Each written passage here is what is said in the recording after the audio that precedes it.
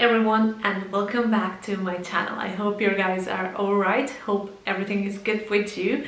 And we're gonna talk about the starvation economy today. It's an interesting one and it can be easily connected to polyamory, because if you have this dogma in your head, you're gonna find it hard to think that polyamory is basically available and possible for you. So the starvation economy is basically like a dogma or a belief that there is a limited amount of everything in this life, including love, affection, sex, that we can have, and once we reach that limit, that we can't get any more. And this false belief is coming from our childhood, where our parents were not available when we needed them, or basically it's just we learned that the amount of attention and love and care and love is just tiny and limited. It's basically like when our parents were just in the mood to to give us that. Like basically, if you think about it, it's like a cup of water that has its limits, how much it can be filled. So in our head is like, okay, if I'm having love, there's no more love than that. And this whole soulmate thing as well, it's kind of feeling that idea that there is only one perfect person for us in the world that we can turn to, and that's it. It couldn't be more false than that, but basically like what happens is, if we're very starved in our childhood, then we tend to attract very little of everything, and that can mess up our belief system even more. Basic moral of this story is that abundance is readily available in every sector of your life. In love, in career, with your friendship. And I think the best kind of example is maybe if we look at the friendships. So, I mean, like for most of us, we have more than one friend. And it's not like we have more than one friend because one of the friends is not, I don't know, entirely enough for us. It's just because we like to have different friends, maybe for different needs, or we meet people that we like and we become friends with them, not even thinking that we already have a friend, right? So maybe in the friendship zone or area, we are fine to believe that we can have more than one friend, and that is okay. In the career, we've been taught to believe like jack of all trades, master of none. But what we can see in lives of very successful people is that sometimes they spend like 10 years doing something and then another 10 years doing something, or as like they're really good at something but also a very good skilled person at something else. And you know, like as long as this is very passionate, as long as this is not basically like draining their energy too much, it's fine. So you can have more than one career, and you can also change your mind midway and just decide, oh, maybe this career is not great for me, so maybe want to change that and become something else. And that's perfectly fine. But in love, we think like if we found one partner, we should be so lucky and grateful that we have that one person, because if we look around, there's a lot of, you know, people that are not very happy in their marriages or relationships, or people that are looking for a partner for like long time. And honestly, I had this situation where when I was dating my partner and I had a girlfriend, and I was at this kind of like self-development constellation, and I actually, because that day everybody was kind of complaining, and they were like, oh, this life is not worth living, and there was a lot of talk about depression and loneliness. And then, you know, because every day we had to do this kind of like a small catch-up to tell people where we are emotionally, and then it came to me to say things, and I was specifically very happy that weekend and filled and fulfilled, and you know, like I was like, I have so much love and abundance in my life, and I was like, oh God, now I have to say these things. Like if I want to be really true to myself, I need to say these things in front of the people that have the lack in their life.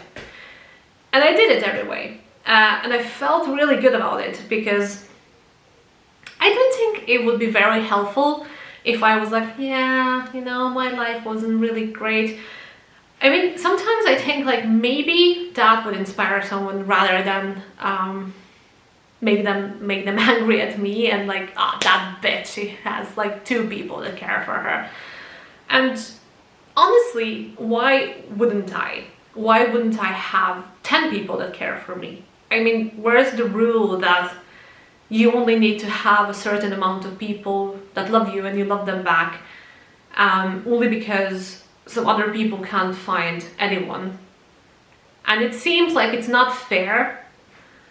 But honestly, if we look at it that way, if I renounce 8 people or 9 people that love me and leave only 1, would these 9 people now care for that other person? I don't think they would.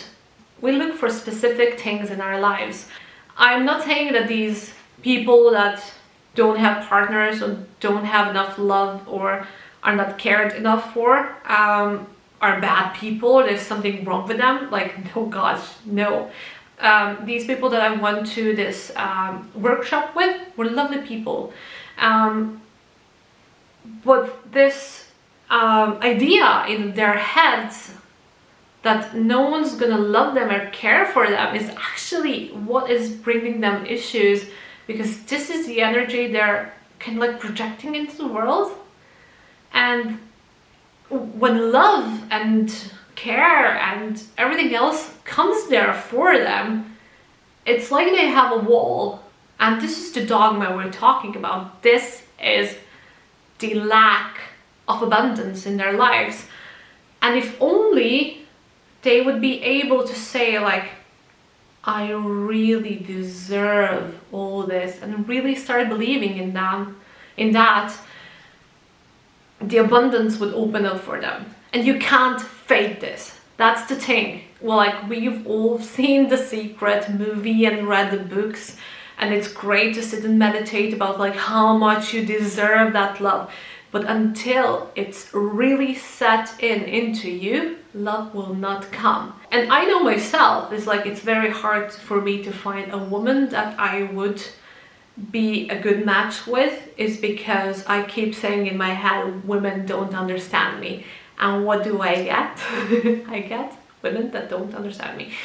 But then at least my abundance it's a big barrel of abundance that I believe in, and I was never like, oh, I have enough love, so maybe I don't deserve to get more. No, I was always like, I want more attention, I want more love. And it's something that I feel deeply with, and in a way that's why it's, for me, it's easy to find friends, to find partners. Not all of them that I would really be a good match with, but at least, you know, they're coming in my life. And this is a very important thing, to develop capacity for abundance instead of starvation, and to understand that you deserve everything. So you deserve good life, loads of good stuff in your life, an abundance of good stuff. You deserve as many partners, as many friends, as many achievements you can have in your life. So that is a limitless amount. A limitless amount. You don't have to accept them all. You don't have to take them in all. But it's something that you deserve to have. It's something that you deserve to have. The starvation economy is basically thinking like the world is one big pie. Let's make it an apple pie. If someone takes a slice of the apple pie, that leaves maybe how many slices? There's like, it was 12 slices, so there's 11 slices. So you're like, oh my god, I need to get one of the slices because like it's too many people here, and if I don't react very fast, there will be nothing left for me. But it's not the way the world functions, or the universe. There is a limitless amount of everything. Especially if we're talking about these non-physical things like emotions and love and care and friendship and romance. It's literally limitless amounts of that in the world. It's like butterflies. You just need that net, and you just need to take them. But in order to catch anything, you first need to trust in it. And that's where the trouble starts for a lot of people. There is literally limitless amount of everything you can think of in this world, and it can all be yours. It seems in a way that we thrive on bad things as well. So basically, like, if, I don't know, someone around you says like, oh, I had a really bad day, another person comes and like, oh my god, a bad day, do you want to hear about my bad day? So in order to get abundance in your life, you need to start cherishing good things, right? So if something good happens to you, brag about it, talk about it to everyone. People at first are not going to react very well, because why? They think, oh my god, something good happened to her, so there's not enough good things to happen to me. But to break this dogma, we need to start from ourselves. So next time something good happens to you, share it with other people. And maybe, just maybe they will feel next time they can brag about their good stuff to you as well. And let's spread that positive abundance energy to the world and to our souls. Anyways guys, I hope you liked this video. What do you think about abundance and starvation? And how do you deal with that in your life? If you like this video, please do like it, subscribe to my channel, leave a comment, and I will see you next week. I love you and hope you have a very good day.